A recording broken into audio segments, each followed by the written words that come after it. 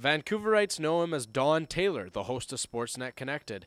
Don credits the success of the show with the small crew he works with. It's good because, incredibly, even though it's quite small, we work very closely every day in a sometimes pretty tense situation, we all get along.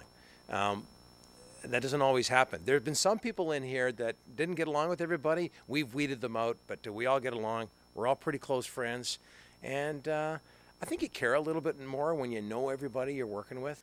Sportsnet Pacific brings the sports fan their daily dose of what they want to see.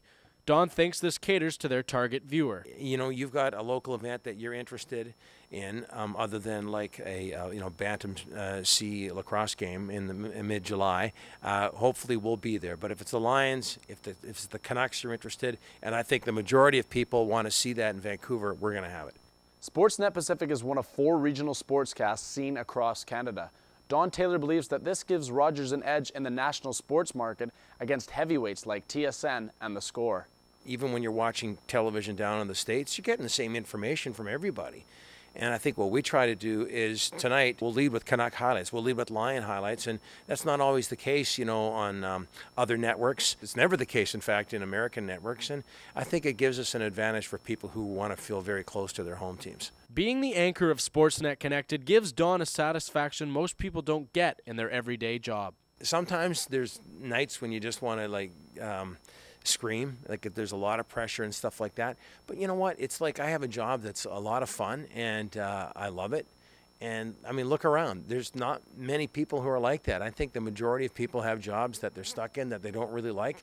And during those pressure situations or those situations where I do feel like screaming, I try to remind myself of that this job is a lot of fun. I'm talking about sports, for Pete's sakes. It doesn't get better than this. So I try to remind myself of that as much as I can. Cherise Baker is a very diverse artist. She works with many different genres of the art world, one of which is abstract art. However, she doesn't want to be pigeonholed as such. I wouldn't say my work is pure abstract, and there is meaning behind the work. You just have to look beyond the obvious. This is not only a career for Cherise, but something she takes a great deal of pride in when working in the community. She has donated her art to a number of worthy causes. I've worked with street youth with art, and as well as I've worked with PLE, which is a program for kids at risk. I've donated about 15 pieces of my art to different organizations for charities, which is kind of nice because I can't afford to donate thousands of dollars of cash, but I can do that in art every year. So I feel really good about that.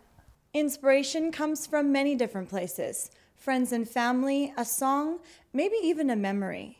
Cherise Baker has her own take where her inspiration comes from. Traveling for me brings me to a place of presence. So I'm more aware and more open to my entire environment, which is important as an artist because you're trying to find things that the average person might overlook. So it brings you to that heightened sense that you're able to get inspired and to create. Some artists believe mass production of their pieces to be selling out for a buck. Cherise has not only been given that opportunity, but doesn't see it that way at all. I don't see mass producing your art as selling out. I have been given that opportunity recently, and I'm still struggling with it because my work, as you can probably see, is really, really, really subtle. It's the details that I work on. It's not the overall color and composition. It's the tiny, minute little bits. So they get lost in reproduction. So, and I want the viewer to be able to actually go up and feel the work. I varnish it in a way that it's protected. So that gets lost. I do think that it's nice that everyone would be able to have the chance of having your artwork in their homes, which is nice. Sake has been produced in Asia for over 2,000 years and has a rich history based on ceremony and tradition, yet here in North America, it's perceived in a different light. Here on Granville Island, artisan sake maker Masa Shiroki explains why. The sake was never warmed in Japan until 17th century. But it was after that the sake started to get warmed. That was the way the sake was introduced in North America, by hot format. And that's why the alcohol vapors come up very strongly. And that's probably made people to believe that it is a distilled alcoholic drink rather than a fermented alcoholic drink like wine. With so many sake choices on the market, there are several factors that make Masa's so special. It's made by hand, that's first of all. We use very minimal involvement of machinery. It is not filtered. It is not also a pasteurized, like almost 99.9% of the sake out in the market has to go through in order to keep its integrity. Your business has been open for well over a year now. What were some of the biggest difficulties you had in the first 16 months of operation? The answer would say it's impossible to do it here. So we had to do a lot of engineering. In other words, we have to be very innovative in terms of operating this facility. So that's one. The second challenges, I would say, was the actual obtaining of applying for our licenses. Osaki is the first kura, or sake brewery in Canada. Where many people saw a risk, Masa saw a great opportunity. If there was a locally made sake, that would certainly put the products under a, how can I put it, limelight. People have many different goals when they start their own business. Some of them are financial, some are more personal.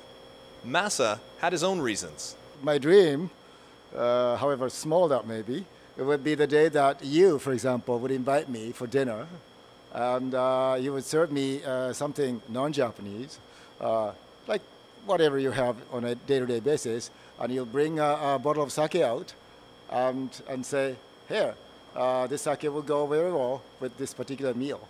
Here on Granville Island, Masa Shiroki is changing our Western attitudes towards sake, one delicious glass at a time. Kanpai. Kanpai.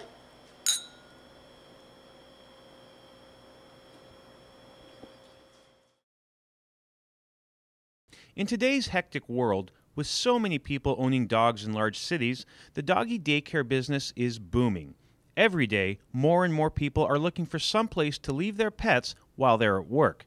Philip Royacres of the Urban Puppy Shop is meeting these demands.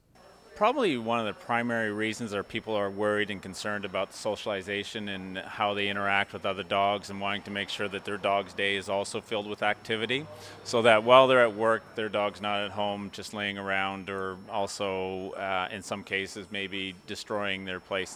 Making sure that you choose the right daycare center is very important for your dog's development. Having them in a good quality doggy daycare, the dog actually learns its pack instincts better, especially under a supervised condition where they can interact, have fun, play, and yet not always be trying to find out who the leader of that pack is.